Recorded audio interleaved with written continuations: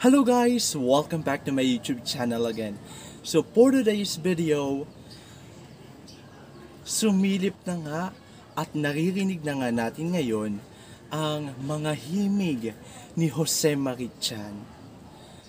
So guys, alam ko sa inyo, kinikilabutan na din dahil tunay ngang napakalapit na, nalalapit na ang Pasko.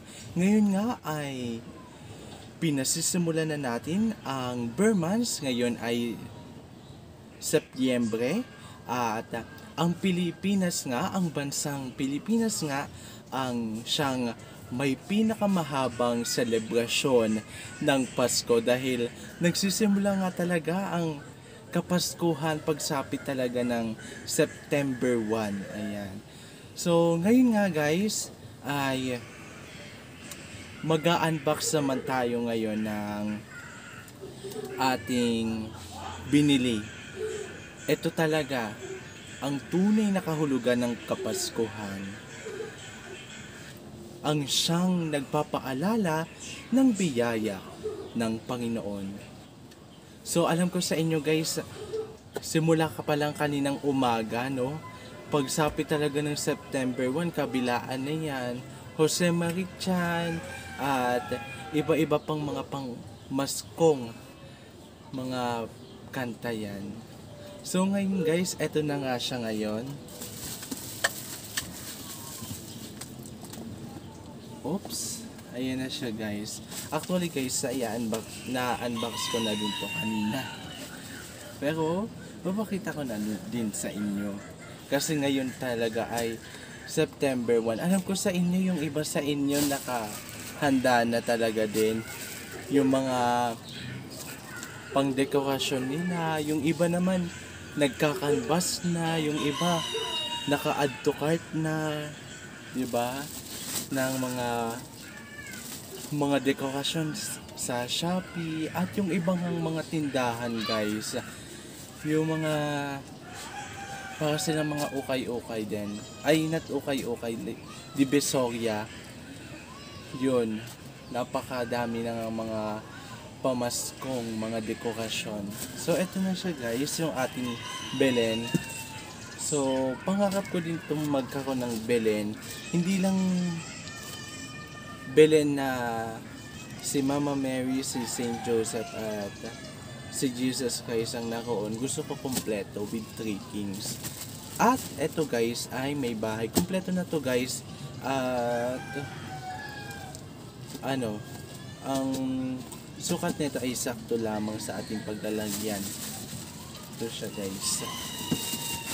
So ayan na guys. Ayan. Actually guys, may sumunod pa na sukat nito na ito guys 10 inches. Tapos yung sumunod ay 12 inches ba? Basta may sumunod pa na mas malaki pa dito. Na Pero ito guys, sakto naman siya. At hindi naman siya ganun kaliit. Sakto lang yung kanyang sukat. Ayan na siya guys. At ayan. Kitang-kita niyo yung bahay niya. Guys, sobrang tibay nito. As in. Hindi siya gumagalaw o umuuga. Napakatibay niya talaga. Lalabasan natin siya. Ito guys ay nabili ko lang din sa online shop.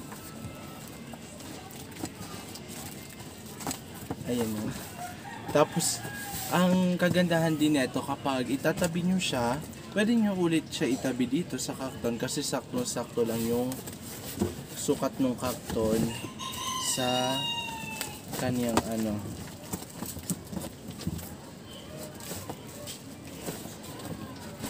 Oops. Ayan na siya guys. So nung dineliver siya dito guys, ganyan-ganyan. Balot na balot bawat tauhan nung Belen na ito. Ganyan siya guys. Matibay talaga to guys. Kahoy yan.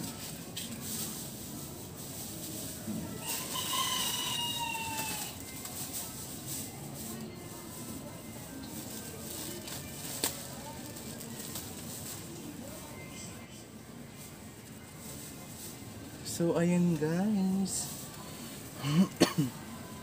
Kompleto siya. Ayan guys, ang between. Diba?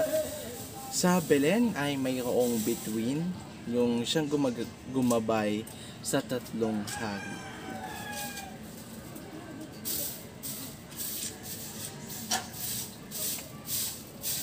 Ayan guys, so. Ayan. So guys, napailawan ko na din to. Tapos pakita ko din sa inyo yung ilaw. Napakaliwanag guys, sobrang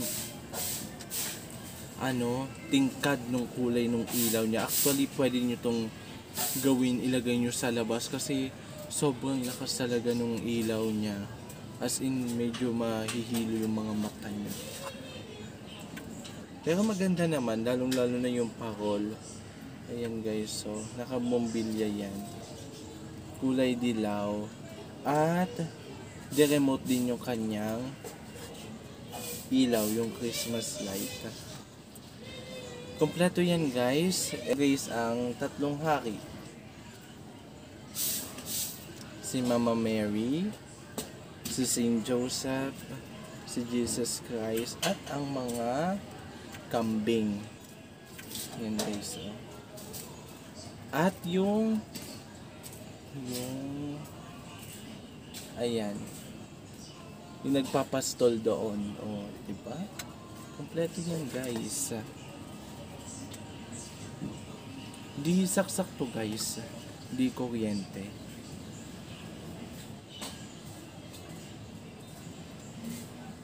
Yan guys, gusto ko talaga to guys kasi syempre, ito naman talaga as a Catholic, ito talagang tunay na kahulugan ng Pasko. Diba? Christmas. Yan guys.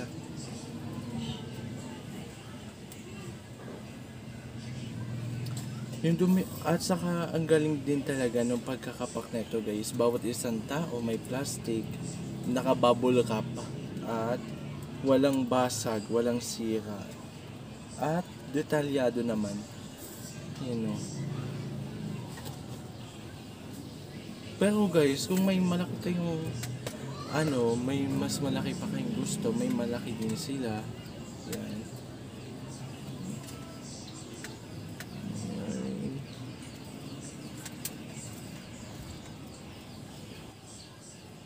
Yan guys. Sobrang cute. Yun lang guys. Prinext ko lang sa inyo sila. Ayan guys, so kinahawakan ko na siya dito guys, so hindi siya nasisira kasi matibay talaga siya. Muli maraming salamat sa seller, ayan, sa pagdi-deliver natin. Napakagandang Belen. Ayan, na kompleto. Ilan ba yung tauhan nito guys? Bilangin natin.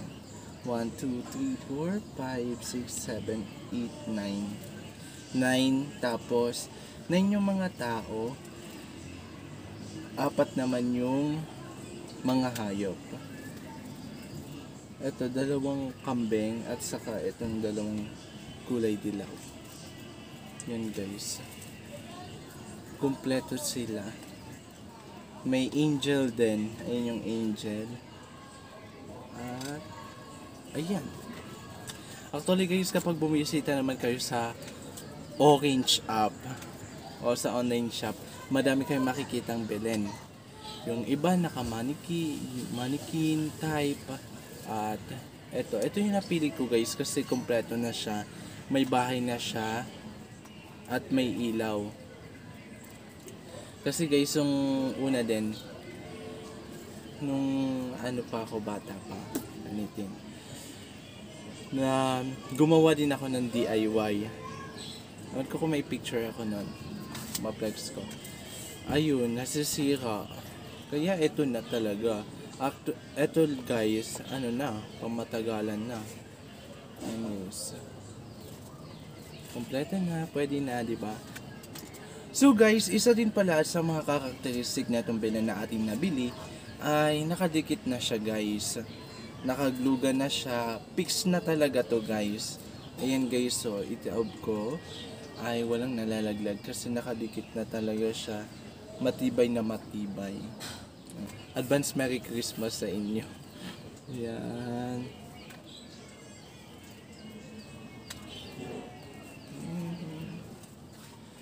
Muli guys, maraming salamat sa pagsama muli sa ating pag-unbox ng panibagong, ayan, isa sa ating mga simbolo, tunay na kahulugan ng Kapaskuhan. Yan, ang Belen. Hinihiling ko naway ang panibagong araw, linggo at buwan ng Setyembre na ating lalakbayin ay naway punong-puno ng biyaya, pag-asa at kasayahan. Muli guys, maraming salamat sa inyong pagsama sa ating pag-unbox ng bidyong ito ng Belen. Ayan. At kung bago ka lamang sa aking channel, don't forget to like, share, and subscribe, and to complete, hit the notification bell to notify for my next video.